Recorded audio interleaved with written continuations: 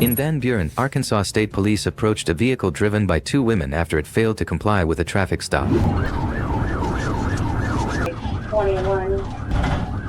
I'll show you cleaning up on Kelly, please.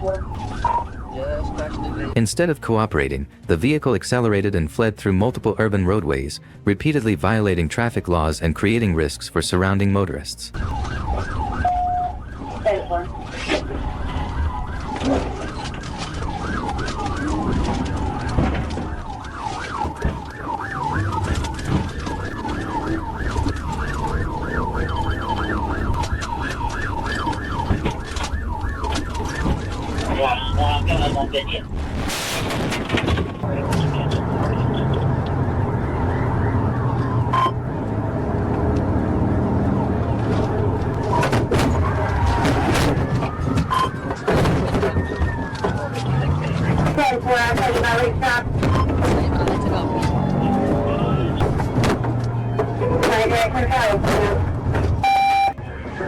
The pursuit ended when police closed in and applied operational measures to force the vehicle to stop. The scene was quickly secured, the individuals were removed from the vehicle, medically evaluated due to signs of injury, and transferred for further legal processing, bringing the threat to traffic safety to an end.